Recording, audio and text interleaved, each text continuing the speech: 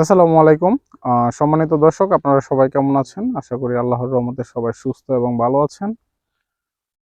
আপনারা যে যেখান থেকে আমার চ্যানেলের ভিডিওটি দেখছেন, সবাইকে জানাই আন্তরিক শুভেচ্ছা ও অভিনন্দন।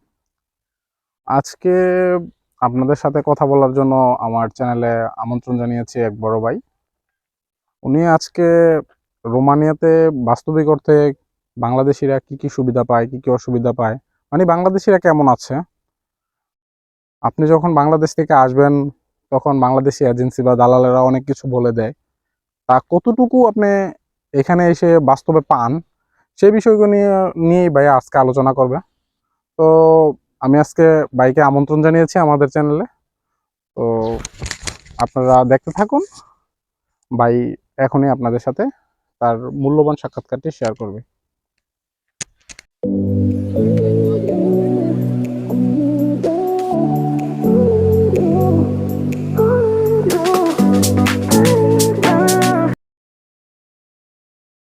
আসসালামু আলাইকুম ভাই। ওয়ালাইকুম আসসালাম রহমতুল্লাহ বারাকাতুহু। জি ভালো আছি ভাই, আপনি ভালো আছেন? জি ভাই, আমি আলহামদুলিল্লাহ ভালো আছি। ভাই আপনি আপনার পরিচয়টা দিয়ে, আপনি কোথা থেকে আসছেন বাংলাদেশে? আমার বাড়ি ঢাকা উত্তরাতে। ঢাকা উত্তরায় আমি আসছি পল্টন একটা এজেন্সির মাধ্যমে আসছি। ওনার সম্মানী খাতিরে আমি ওনার নামটা বললাম না, ওনার এজেন্সির নামটাও বললাম না। কিন্তু একটা কথা বুঝছেন, কিন্তু আমার জীবনের আমার ব্যক্তিগত প্রবলেমটা আপনাদেরকে আমি বলি, কারণ অন্য 10 জনের যারা আছে সব প্রবলেমে আছে জানি, তারপরে ওদেরটা বললাম না, কিন্তু আমারটা আমি বললাম। দালালে যেটা বলছে যে রোমানিয়া গেলে আপনারা টিআরসি পাবেন, কার্ড পাবেন, সুবিধা পাবেন, থাকা খাওয়া পাবেন, নাগরিকত্ব পাবেন, অতিথি পাবেন। ওনার দেখাইছে 12 পিঠ, আমরা আয়া পাইছি উল্টা পিঠ। আসার পরে ধরুন আমাদের ভিসা ছিল ইয়াসের ভিসা, ইয়াসে থাকার জন্য ওই জায়গা থেকে আমাদেরকে লাগছে বুকারেস্ট একটা জঙ্গলের ভিতরে, একটা মানে এদেরই এজেন্টেরই ভাড়া রাখা। ওই বাড়িতে আমাদের রাখছে, রেখে কিছুদিন 1 মাস 1.5 মাস আমরা ছিলাম। আমাদের কোনো কাজ কাম দিতে পারে নাই, না পারার পরে বাইরে আমরা অনজা চেষ্টা করছি, ওর সাথে অনেক যোগাযোগ করছি, অনেক ইয়া করছি। ওর যে ইউটিউবের যেই বক্তব্যগুলা আর ওদের সাথে আমরা ফোনে যে আলাপগুলো হয়েছিল, সম্পূর্ণ আমার এই মোবাইলে রেকর্ডিং করা আছে। যদি পরবর্তীতে কোনো সময় আমি আইনে আশ্রয় নেই, আমার এগুলো আমার লাগবে। উনি প্রায় 90টা ভিডিও উনি ডিলিট করে দিছে। ওনার প্রায় 90টা থেকে আমার 60টা ভিডিও আমার এই মোবাইলে রেকর্ড করা আছে। আর ওনার সাথে যতগুলো আমার ফোনে কথা হয়েছে, আমার ভাইরা আমরা 22 জন এক লোক আসছিলাম, যারা যারা কথা বলছে ফোনেতে, যারা যা যে কথাই বলছে, ওনার কথাগুলো আমার এই মোবাইলে রেকর্ড করা আছে। যদি কোনো সময় ভবিষ্যতে কাজে লাগে, আমি এই রেকর্ডগুলো আমি প্রশাসনগতভাবে কাকে সবাইকে আমি দেখাতে পারবো।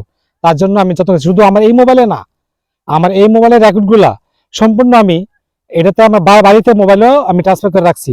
হয়তো আমার এই মোবাইল হারা যেতে পারে, তাহলে আমি এই ডকুমেন্টগুলো আমি পাবো না।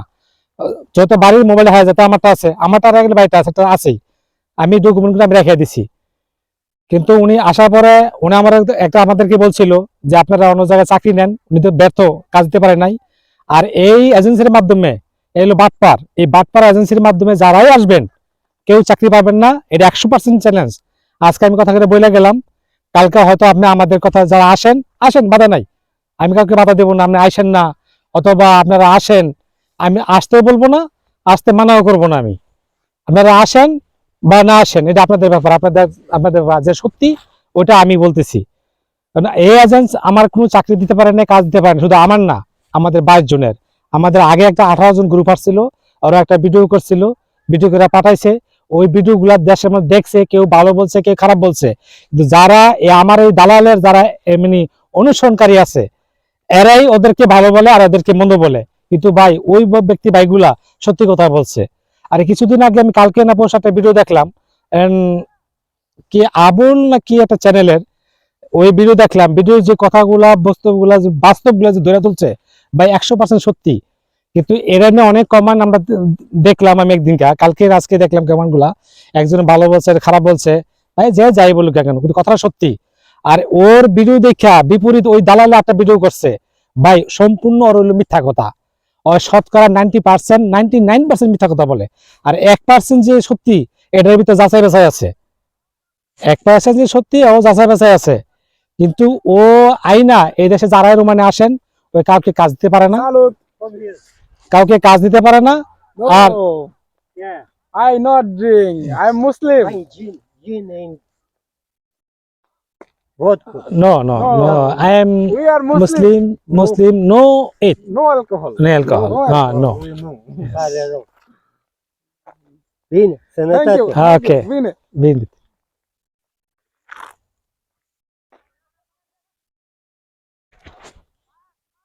তো ভাইয়া আপনার ছিলাম যে ওই আপনি যে এজেন্সি বা দালালের মাধ্যমে আসছিলেন ওইখানে ছিলাম তো ওনার কার্যক্রম উনি মুখে যা বলে কোনো কথাই আসলে মিল নাই তারপরে আজকে আপনি বলছেন যে একটা ইউটিউবে ভিডিও দেখছেন আবুল ইউরোপিয়ান লাইফস্টাইল ও ও যেই বিষয়গুলো তুলে ধরছে এগুলো সব সত্য কথা কিন্তু এখানে অনেক বিপরীতমুখী কমেন্টস আছে যারা বাংলাদেশ থেকে বলতেছে যে এই কথাগুলা বানোয়াট বা মিথ্যা ওর মাধ্যমে গেছে দেখেন ভাই এখানে কথা হলো যে ওর মাধ্যমে না আসলে কি অন্য কারো মাধ্যমে মানুষ আসতে পারবে না আপনার কাছে আমার এটা প্রশ্ন একটা অবশ্যই আসতে পারবে, অবশ্যই আসতে পারবে।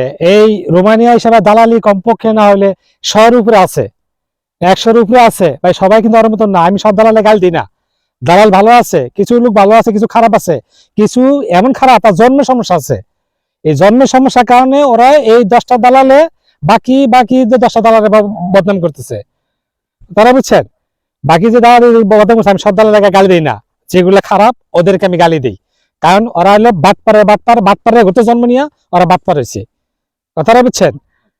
ভাই আরেকটা কথা এখন ধরেন আপনার যে এজেন্সি ও খারাপ করছে ও খারাপ মানুষ এজন্য আপনারা সবাই ওরা খারাপ বলতেছেন কিন্তু ও আপনাদের সব কথাটাই ঘুরে গেড়ায় ও ভালোই থাকতে চায় মানুষের কাছে একটা পাল্টা ভিডিও করে দেয় হ্যাঁ, সব সময় ও মানে ভালো আর সব যারা যায় ওর মাধ্যমে সব খারাপ মানুষগুলো রোমানিয়াতে আসে হ্যাঁ।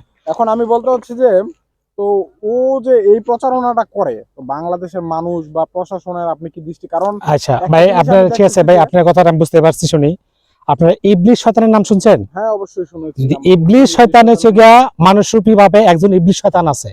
ইবলিশ শয়তান হইলো সব শয়তানের বস, আচ্ছা আর ওই শয়তানে সবার পরামর্শ দেয়, কোন নামাজি ব্যক্তিকে ভালো ব্যক্তিকে পরামর্শ দেয় ওর খারাপ বানা খারাপ বানা খারাপ বানা, কথা বুঝছেন।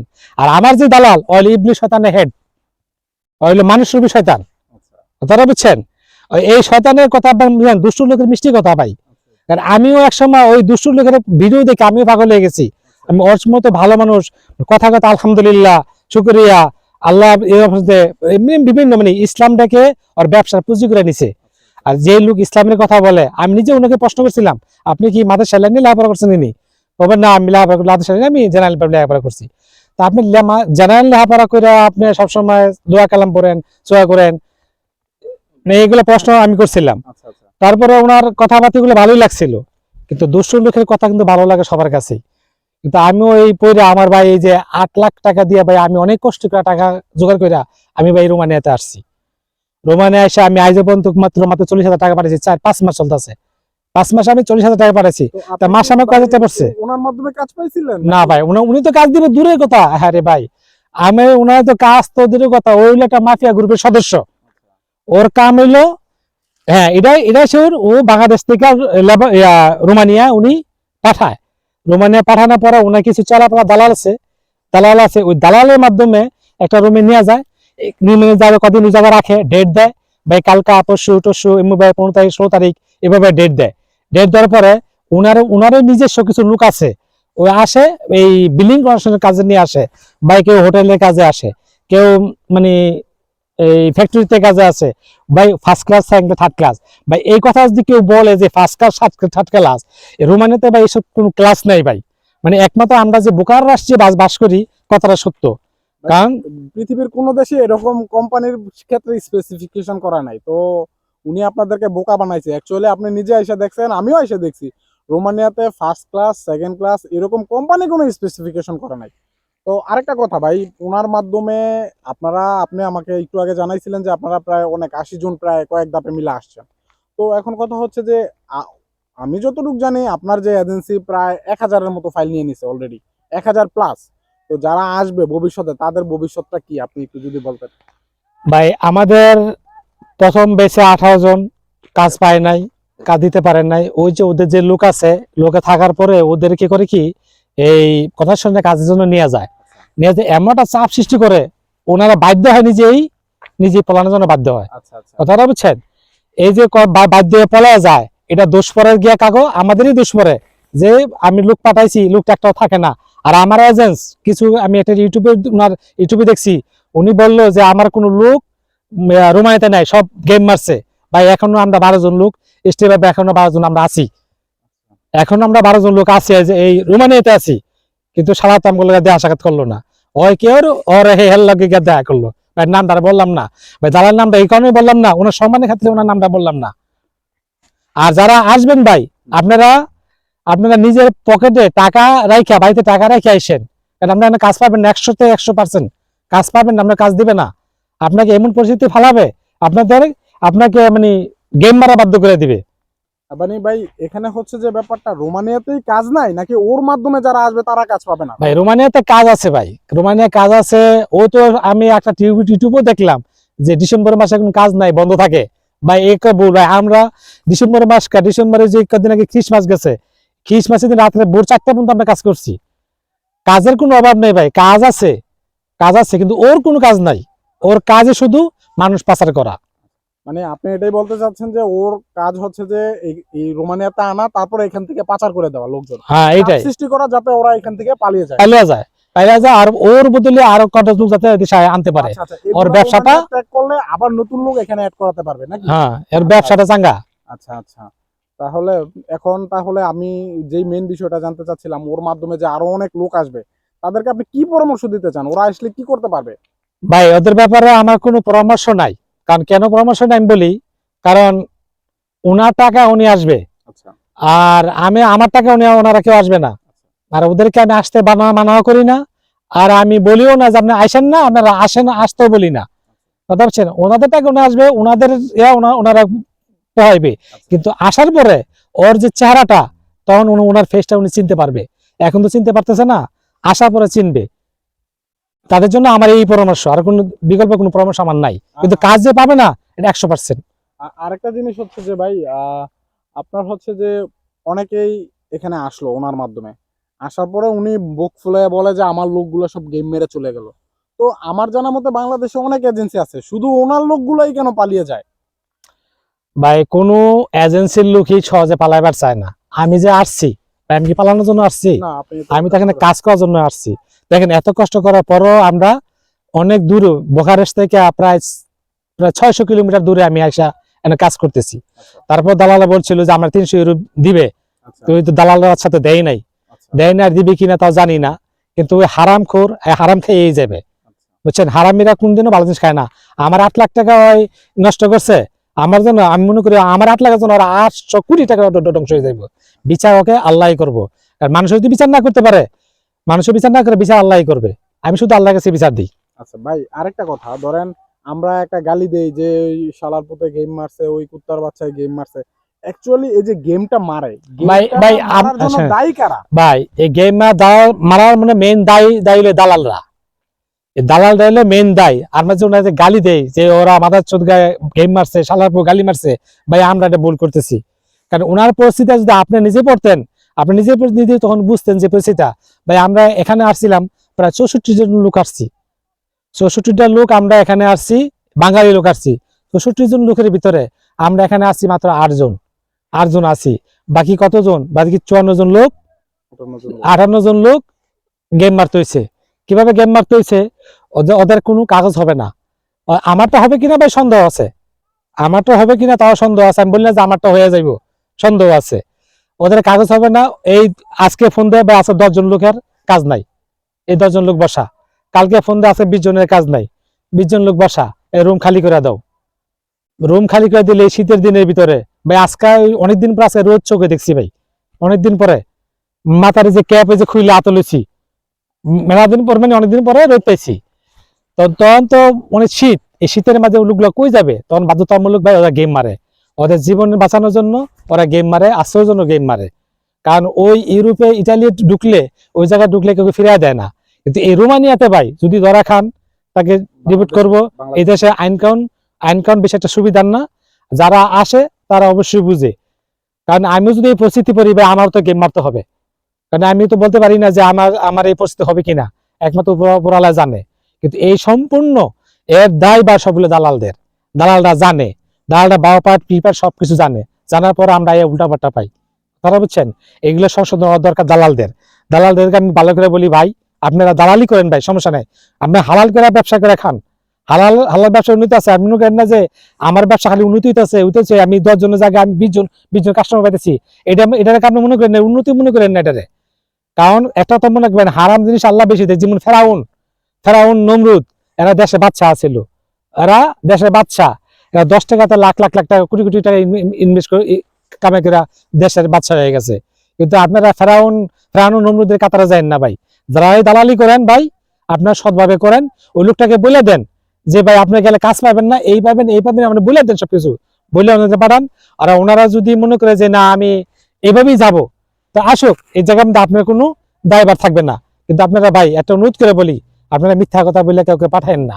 অনেক মানুষ গরিব মানুষ ভাই জমিন বিক্রি করে আসে, ঘর বিক্রি করে আসে, বাড়ির হিটা ছাড়া বাড়ির বিটাটা পর্যন্ত তার থাকে না, সে এতগুলো টাকা তার হাতে ক্যাশ থাকে না, দাঁড় করে লোন করে কইরা মানুষগুলা বিদেশে আসে। ওই লোকটা যদি কষ্ট হতে পারে তার ফ্যামিলিটা কি অবস্থা হয়? আপনি একবার আপনি তাদের ফ্যামিলি দিয়ে চিন্তা করেন, আমি বলতে ফ্যামিলি চিন্তা করেন না, আপনি ফ্যামিলি চিন্তা করেন। যদি কাজ কাম না করতে পারেন আপনি ফ্যামিলিটা কিভাবে চালাবেন? আপনি ফ্যামিলি কিভাবে চালাবেন? সেটাই তা আপনি ওইটা বুঝাই ভাই, হারাম কদিন খাবেন ভাই? মানুষ কদিন বাঁচে? 60 বছর 65 বছর বাঁচে। আপনি হয়তো আজকে মরে গেলে কালকে আপনি সন্তানের এই টাকা পয়সা গুলো বুক করবো, আপনি হারাম পয়সা গুলো আপনি সন্তানটা বুক করবো, বুক করে আপনি সন্তানটা কি হারাম পয়সাটা কি আপনার কি ভালো কাজে লাগাইবো না খারাপ কাজে আপনি নিজে করতে পারবেন না। কিন্তু এই পাপের দায় বার আপনি কাল কিয়ামত পর্যন্ত আপনার বইয়া জায়গাতে হইব। আপনার ব্যবসা করেন হালাল ভাবে ব্যবসা করেন, সত্য কথাকে ব্যবসা করেন। কোন সময় আলহামদুলিল্লাহ ইনশাআল্লাহ আলহামদুলিল্লাহ আল্লাহর কালামকে ব্যবসা পুঁজি বানায়েন না। আর আপনার এই আলহামদুলিল্লাহ ইনশাআল্লাহ শুনে আমি নিজেও আমি হয়ে গেছি গা। কারণ আমি ফ্রি ভাবে আমি কয়েকটা দেশে আমি অফার পাইছি ভাই, আমি ফ্রি কয়েকটা দেশে আমি করে আসছি, কাজ করে আমি 7-8টা কান্ট্রিতে আমি ঘুরে আসছি। কিন্তু এরকম জঘন্য একটা দেশ কান্ট্রি বা এমন দেশে আমি কোনদিন পড়ি নাই, বিপদ আমি কোন সময় পড়ি নাই। আমি আসার আগে 3টা কান্ট্রি অফার পাইছি, ফ্রি ভাবে আমার কোম্পানি নিয়ে যাবো। তারপর ওইটা সাথ দিয়া ভাবছিলাম জীবনে লাইফটা একটু গড়ানোর জন্য ইউরোপ যে ভাই এরকম ইউরোপ, এবং ওনার কথা বিশ্বাস বা ওনার প্রতি বিশ্বাস রাখেই তো আপনি। হ্যাঁ ভাই বিশ্বাস নিয়ে আমি আসছিলাম। যাই হোক সম্মানিত দর্শক, ভাইয়া আজকে যেই মতামতগুলো আপনাদেরকে দিল, ভিডিওটা অনেক বড় হয়ে যাচ্ছে, আর বেশি বড় করা যাবে না। তো ভাইয়া কিন্তু অনেক গুরুত্বপূর্ণ পয়েন্টগুলো আপনাদেরকে বলছে। এটা হচ্ছে যে ভাইয়ার যে লাইফ স্টোরি, ভাইয়া কিভাবে একজন মানুষের কাছে ঠকছে, মানে সেটা হচ্ছে বিশ্বাস করে। উনি কিন্তু জাস্ট বিশ্বাস করে উনি অনেকটা ঠকেছে বা অনেকটা প্রতারণার শিকার হয়েছে। সো আপনারা যারা নতুন বাংলাদেশ থেকে আসতে চান বা আসবেন, ভাইয়ের কথাগুলো ফলো করবেন। এবং ভাইয়া কিন্তু একজন যেটা বাস্তব রোমানিয়াতে ঘটছে বা বাংলাদেশ থেকে দালালেরা যা করছে সেই বিষয়টাই তুলে ধরেছে। তবে ভাইয়া কিন্তু বারবারই একটা কথা বলেছে, সব এজেন্সি খারাপ না, সব দালাল খারাপ না। উনি যে এজেন্সি দিয়ে আসছে উনি শুধু ওই এজেন্সির কথা বলছে, ঠিক আছে? তো আপনারা আসার সময় অবশ্যই আপনারা কন্ট্যাক্ট করে নেবেন। আর আজকের মতো এই ভিডিও এখানেই শেষ করব। যারা এখনো আমার চ্যানেলটি সাবস্ক্রাইব করেনি অবশ্যই সাবস্ক্রাইব করে পাশে থাকবেন। আসসালামু আলাইকুম, আল্লাহ হাফেজ।